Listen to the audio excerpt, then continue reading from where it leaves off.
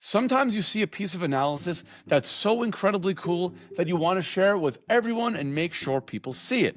Well, folks, that day is today because on Lighthouse Quick Takes, I am going to walk you through some super powerful analyses that Lighthouse's own Daniel Forman did as it relates to the host city power rankings for the World Cup.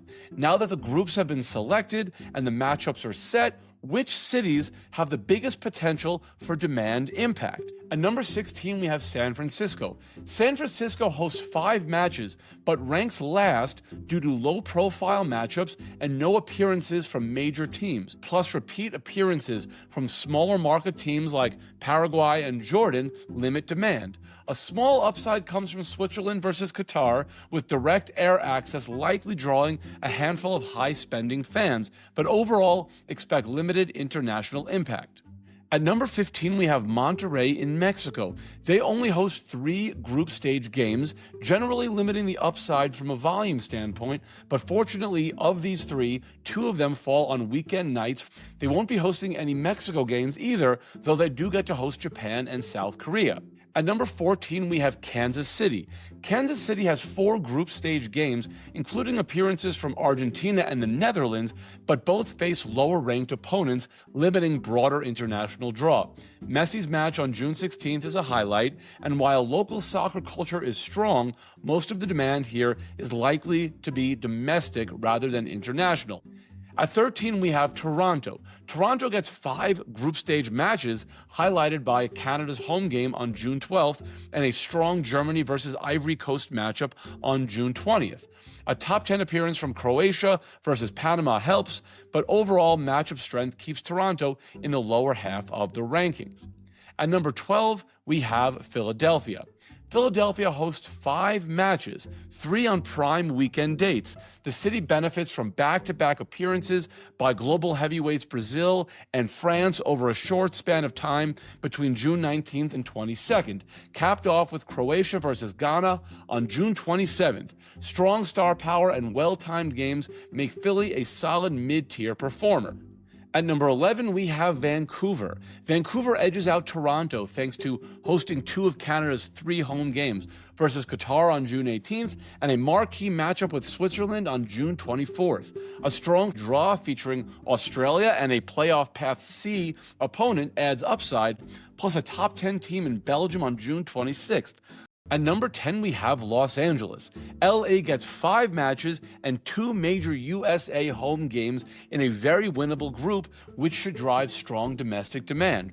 But 2 matches involving Iran, whose fans cannot travel to the US currently, limits the international upside. A favorable opponent draw for the June 18th Switzerland match could add incremental strength. At 9, we have Seattle. Seattle hosts only 4 matches, but its USA versus Australia game is the biggest driver, with additional interest for top 10 Belgium and potential UEFA playoff path A teams like Italy. Solid matchups, but day of week and volume considerations keep Seattle mid-table. At 8, we have Mexico City. Mexico City hosts just 3 matches, but 2 are Mexico home games, and one of them is the tournament opener, which will create enormous local and regional demand.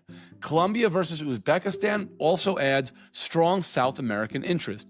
However, all games fall midweek, and no teams play twice in the city, limiting extended stay potential. Number 7, we have Atlanta. Atlanta's 5-game draw is highlighted by 2 appearances from world number 1 Spain, featuring Lamine Yamal. A debut World Cup appearance for Cape Verde adds strong storyline appeal, and the playoff path D winner facing South Africa may build late momentum. Some stronger fixtures pull Atlanta out of the top 6, but star power keep it strong. At number 6, we have Guadalajara. Despite only 4 matches, Guadalajara gets a high-impact slate. 1 Mexico home game, a Colombia match, and a massive Spain versus Uruguay showdown to close the group stage. This is one of Mexico's strongest overall demand profiles. At number 5, we have Miami. Miami hosts 4 matches and uniquely features a South American nation in every game, aligning perfectly with Miami's travel connectivity. With Uruguay twice, Brazil versus Scotland, and a huge Colombia versus Portugal matchup with potential knockout implications, Miami should see sustained, high-intensity inbound demand. At number 4, we have Houston. Houston's 5-game lineup features Cristiano Ronaldo and Portugal twice, plus top 10 teams Germany and the Netherlands.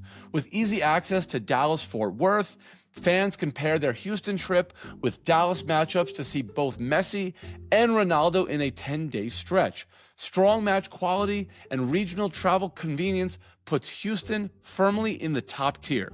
At 3, we have Boston. Boston ranks high thanks to extremely favorable geographic connections from major visiting nations, including Scotland, Norway, England, and France. The late-stage Norway versus France match featuring Erling Haaland is one of the group stage's biggest draws.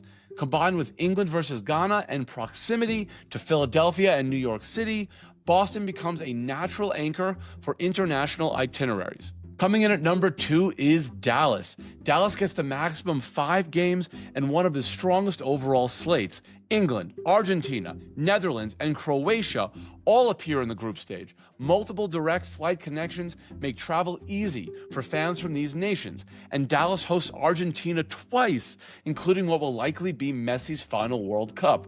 With great match density and regional accessibility, Dallas is the clear runner-up. And last but not least, at number 1 is New York/New Jersey. It takes the top spot with a perfectly balanced slate featuring global giants Brazil, Germany, France, and England, plus compelling storylines like Brazil versus Morocco, a France-Senegal rematch of the famous 2002 upset, and Norway's Erling Haaland facing Senegal. While none are blockbuster versus blockbuster pairings, New York's global gateway status and regional travel connectivity make it the biggest overall winner. So there you have it. If you want to dive a bit deeper into this, and I definitely recommend it, the article Daniel wrote is awesome.